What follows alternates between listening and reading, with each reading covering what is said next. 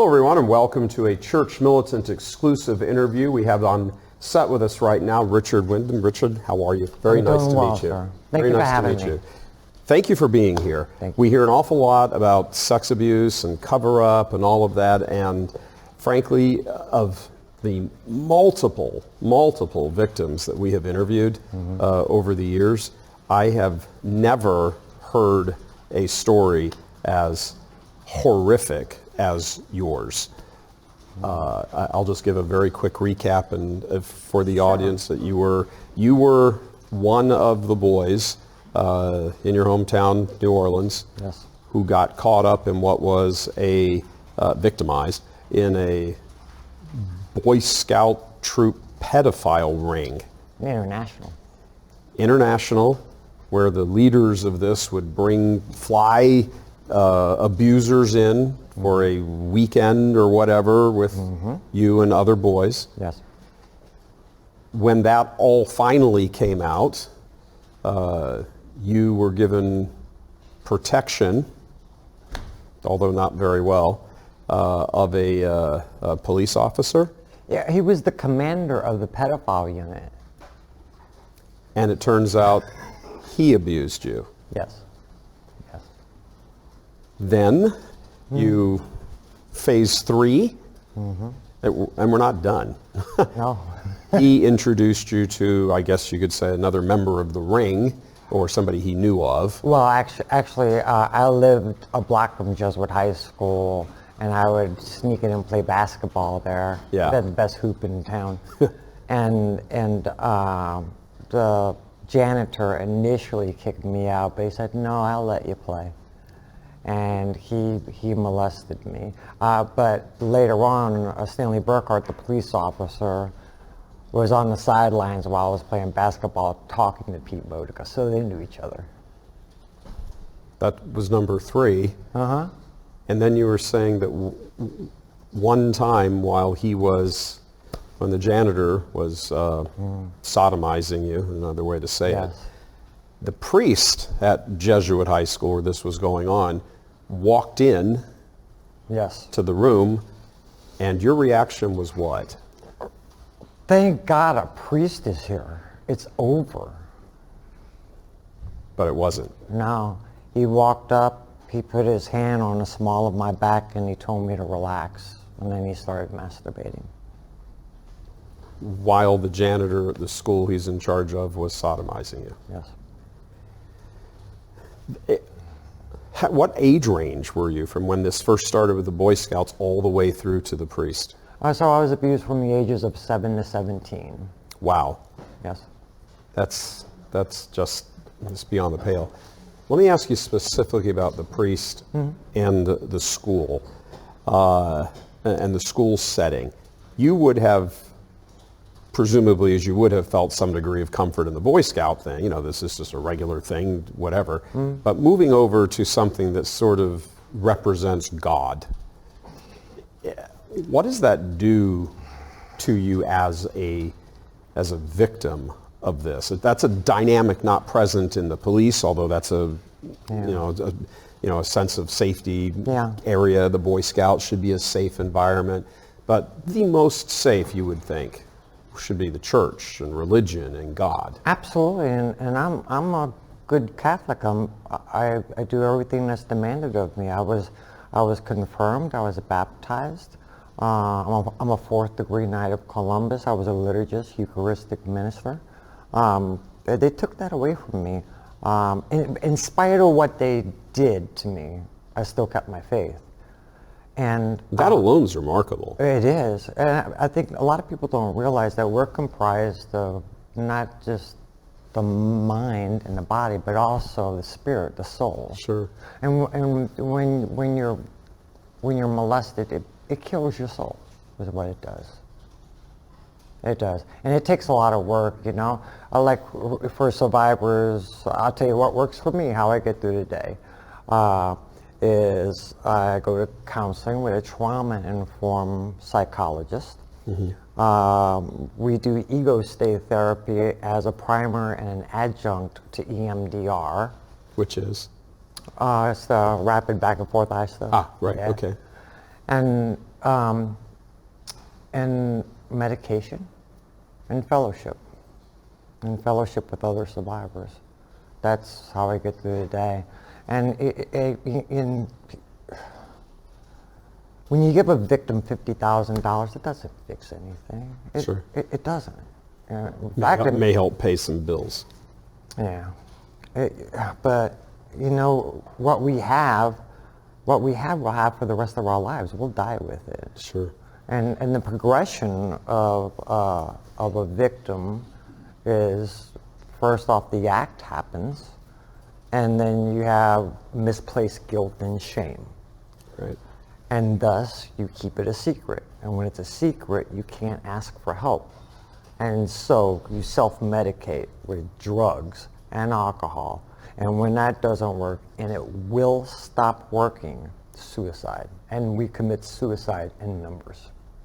When the day after my story went public, one of my childhood friends was molested by the same priest. His sister walked in, broke it up, but she didn't say anything. And when my story aired, she committed suicide. The next day. The next day. And they were so gracious, they invited me to, you know, this celebration of life. And did you know the priest? I didn't. You did not. So he just walked in. He just walked in. And he's watching his janitor commit this foul deed and just felt complete license to just essentially join in. Yes. And Pete Modica told me he was the principal of school, but what I found out later as an adult, you know, looking back on this and from the information I got from the reporters, is that he wasn't the principal of Jesuit High School. He was a theology teacher. Tell me, how does a priest doing this, is this one occasion with them? Two. Repeated. Particularly on top of all of the previous years of this with police officers and Boy Scouts and... All my authority figures. I was going to say, you just pretty much checked every box for somebody who's under 18, minus your parents. And people say all the time, why didn't you say something sooner? Every authority figure in my life was molesting me, so who do you talk to?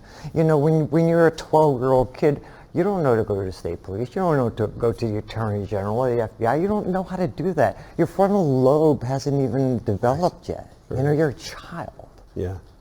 You know? And it's just disturbing. It's hell on earth.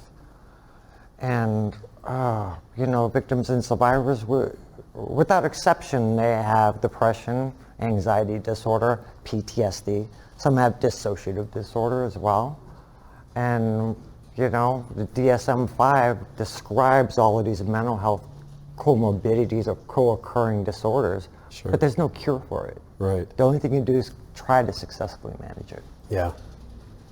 Aside from that specific treatment that you outlined earlier, which you do every day to get by, well, is there anything in sort of, I guess you could call normal life that is a safe place for you? Do you like watching football on TV? Do you have friends who you can share that sort of thing with?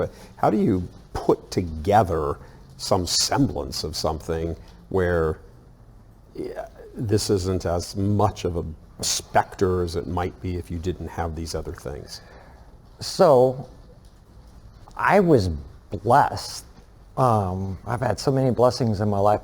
There's two ways that I've found, well, there's two ways that you do it mentally. So you either put it on the back burner or you forget about it and it becomes a repressed memory. Mm-hmm. So I was the former. I just put it on the back burner, get on with your life. Went to school, had a brilliant academic career. I'm a computer scientist, long time in my field. I have an incredible family, a wonderful, incredible wife. I have two incredible children. So I think for me it was a combination of staying busy while these blessings happened. Mm-hmm. But just like the one thing that victims and survivors do have in common is one day you're going to have to deal with this. Yeah. And so, you know, in 2012 when I went to Jesuit, it hit me hard, emotionally hard, very hard. I started hitting the bottle really badly. I'd been sober my entire adult life until I was 47 years old. And it just, you know, in the beginning there was no support. Michael told me that I'd be alone, but I would have an army and it would grow. And all of that's come true, you know, and that's how I keep my faith. You quoted me on one of your other shows. Yeah. You know, faith's not something that a priest gives me. Faith is a gift from God. That's correct. And by the grace of God, I never lost it. Yes, blessed be God. Yes, sir. Blessed be God. Your involvement in all of this now and being public and thank you for that, because I'm sure there's the first step of this has to be, oh my gosh, what's going to happen? Yeah. And life will be different. Maybe for the better, maybe not, but it's going to be different. If That's why I tell survivors. I said, am I doing the right? Well, yeah, you're doing the right thing when you go public, but sure, your life's going to be better, but it's going to be different. Sure. There's a stigma, you know. People. You find out who your true friends are. I bet. Even people that love you and always by your side, they pause for a second on how they're going to approach you about things. Sure. You know, it's a very awkward existence. Yeah, I that can certainly understand that. I'd be surprised if you said anything differently, actually. Is there a, well, okay, so you go public, you tell all of this stuff, and then other people start coming to you immediately, undergone the same types of thing, maybe not your exact story, obviously, but the same sort of thing has happened, and you start to see a broader picture, right? Yeah, when my story went public, it basically created a cottage industry, a niche for trial attorneys. And yeah, I think a reporter told me that after my story aired, 70 cases were filed. 70. 70. Yeah, and every time I do any type of interview or media, at least one victim comes forward and becomes a survivor. It's been really, really incredible. And yeah, doing the work in this field, which I now do, you know, I'm a victim and survivor advocate. I do know all the stories and everything that's going on. New Orleans is a horror show. Yeah. Yeah, the seminary in New Orleans used to have it's Notre Dame, but it used to have the nickname Notre Flame. Oh my God, yeah. There's a bar in the basement, the whole thing. Yeah. The zeroing in on the Archdiocese of New Orleans, some of the people who came to you, victims who came to you about clergy in New Orleans and so forth. They also came to you about Archbishop Amen.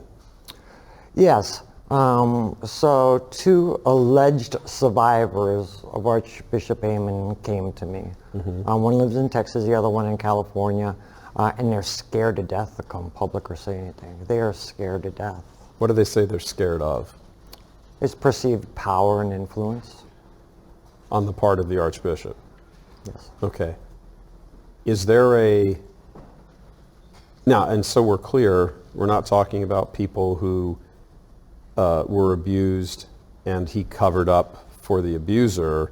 They're saying Archbishop Amen was the abuser. Yes. Yeah. Sexual abuse. Yes. Where is somebody supposed to go in the church to get justice if the very people who are supposed to be meting out justice are the abusers themselves? It's like the Impossible Burger. There is no one to go to. Right. Yeah, that's why my relationship with God, Jesus, and Michael are so incredible to me. You know, they are my confessors. Like I said, you know, I'm not welcome on church property in my hometown. In Fort Worth? In Fort Worth. Well, that's Bishop Olson, right? Yes. He won't let you, he's issued a decree, you can't be on your own. The parish priest got a restraining order against me. For speaking out at a Knights of Columbus meeting and saying that I wouldn't take the safe and sacred training because my own abusers weren't in a position to teach me how to not be a pedophile. And I'm sure your pastor ran that by That's when the guy will come, shut up, Richard, shut up, Windmann, and because of my drinking, I got pancreatitis. And I went to the hospital. Boy, this is a doozy. I went to the hospital. If you know anything about that, there's a 10% chance that you're going to die. So a parish priest shows up, and he gives me the anointing of the sick, which I was grateful for. Sure. I really needed it. And this is a diocesan priest, not a Jesuit priest. Mm-hmm. He goes, about the recent outburst, and remember the agreement that you signed back in New Orleans, and you might want to tone it down a little bit. The priest shows up to give you what might have been last rites, but at least anointing of the sick. Yes. And along with the sacrament, he issues you a thinly veiled warning. Yes. To shut up. Right. And this is a diocesan priest, and this is a Jesuit order. So it occurred to me at that moment that they violated their own confidentiality clause. Right. Yeah. Go back to a little bit about that in New Orleans. So you signed a confidentiality agreement with them and then promptly said, this is bad, shouldn't do it, and then just went public anyway. Yeah, it took me a couple of years to do it, but in the press, the Archdiocese was constantly in the news going, who are these great accusers? Right. Who are they? Jane Doe, John Doe. How come they won't name themselves? And I just signed away my voice, and I was summoned to silence, and I felt like I was complicit and part of the cover-up. So I audio taped all the negotiations and everything, and I got the agreement, and I leaked that to the press, and I used my own face and my own name to give it some credibility. Mm-hmm. You not gonna call me John Doe. Right. My name is Richard Windmann. That's correct. Yes. So you went public. Now, so the audience understands there is this happens outside of just sex abuse cases, but it happens when the party being challenged that has normally done something wrong wants to make it go away, usually to save legal money or face or whatever. Mm-hmm. They'll put some money on the table and they'll say, here, you can have that as long as you sign this, which means you won't say anything. And that's what this was essentially. Confidentiality agreement. It gets even wackier than that. Recently, there's a case against a deacon named V.M. Wheeler, who's an attorney, and he gets arrested. In New Orleans? In New Orleans. And a prominent businessman shows up at the attorney's office and says, we can settle this for $400K. Does that sound good? He's like, yeah, that sounds fair. He goes, but the victim has to quit cooperating with the criminal investigation against them. This is how it's played. Yes. This is how it's played. Yeah. When was that case you're talking about? It's been going on for about a year, but that occurrence, I think, happened about 6-7 months ago. Okay. So if somebody in the church were to say, oh, all of this is decades and decades ago, okay, so there you go. Your face just said it all. No. Do you have any confidence in the hierarchy here in the United States? No, none. That they aren't interested in fixing this problem? I was offered a meeting with Ratzinger, and I declined it. Who offered you the meeting? The Jesuits. Because it was at the Jesuit school. Mm-hmm. It was a Jesuit priest. Yes. The disposition of that priest after all this came out is he got shipped up to Fordham in New York, right? Yes, he certainly did. But before that, he went, and this is part of the survivor's guilt and what you feel when you don't report it right away. He went on to Jacksonville and molested more children there. He went to Buffalo, New York, and molested more children there before he was infirmed and spent the rest of his life in Fordham. So the order moved him around. Mm-hmm.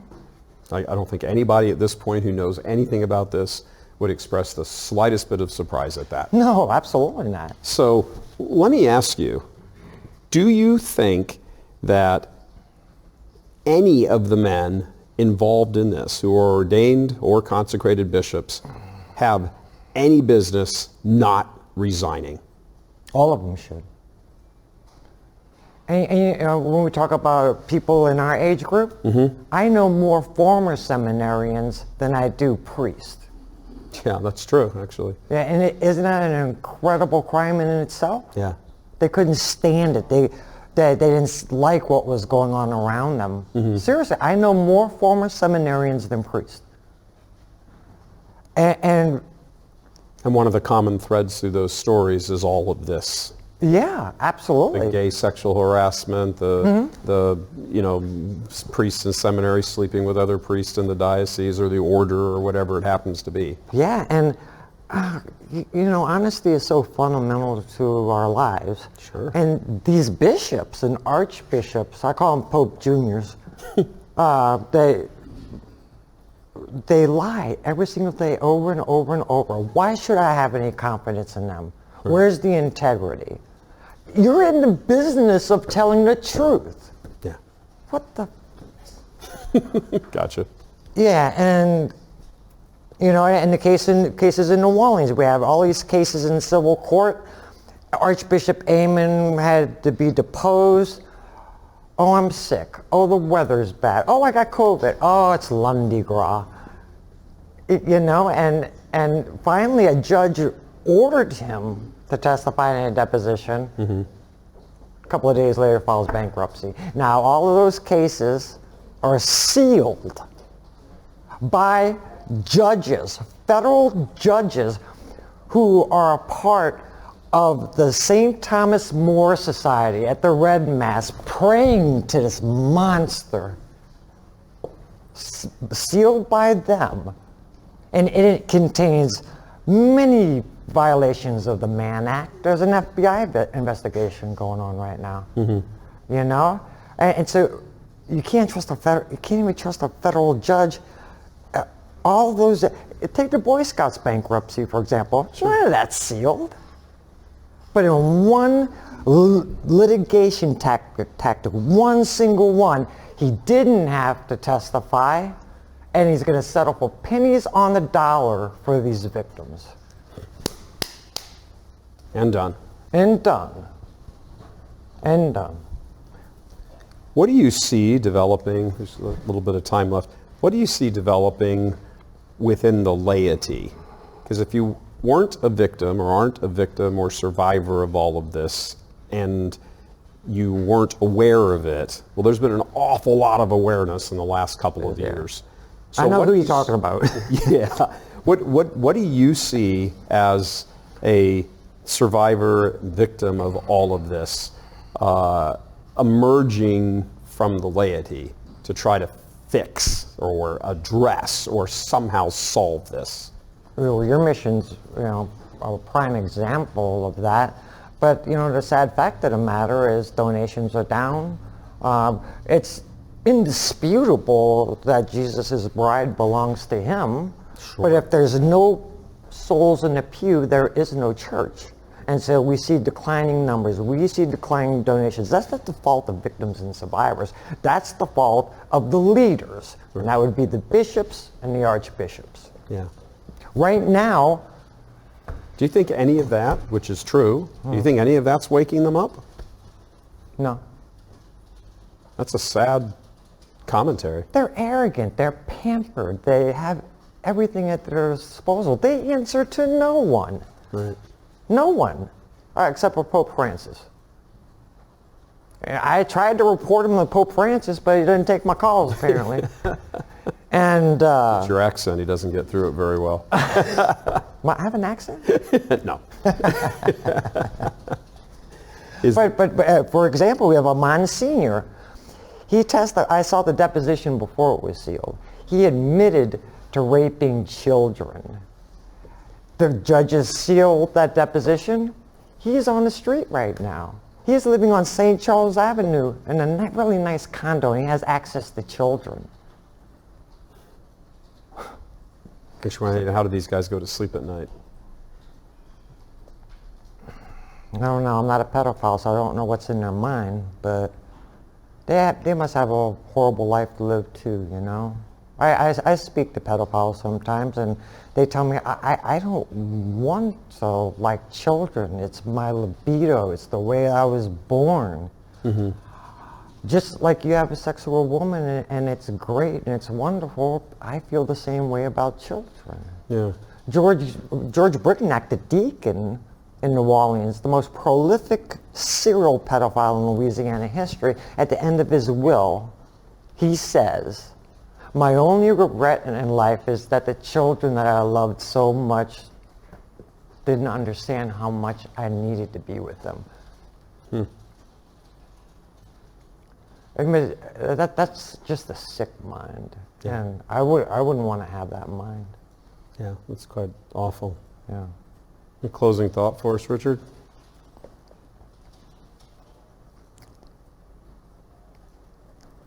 I mean, you're doing well. Yeah. Yeah, we have a nonprofit. We started it just last February, and it's boom, we got over 1,000 members. Wow. 1,200 and something and change. We just got a $120,000 grant from Google. We have an incredible board of directors. All of our staff, we're all volunteers. We don't get paid. The staff is just incredible. Our support groups are growing and thriving. And miracles happen in these support groups. I could tell you a story about one man, and it's his birthday today. And he lives in northern Louisiana, and he sobbed like a baby. He was hyperventilating the first meeting, and just 3 minutes later, with the help of a counselor that we put him in touch with, he's living his very, very best life. And I guess another closing thought that I would have is that this is All Souls Day. And I'd like to dedicate this interview to all the victims and survivors who ended their lives, and I hope that God has mercy on Archbishop Amen, because I won't. Prolific thoughts. Richard, thank you very much. Thank you, Michael, for having me. It's difficult to have to go through all of this, but you know, you're a strong man. Thank you. Who is using all of that pain for the good of others now. Yeah. God bless you, brother. Thank you for having me. Thank you.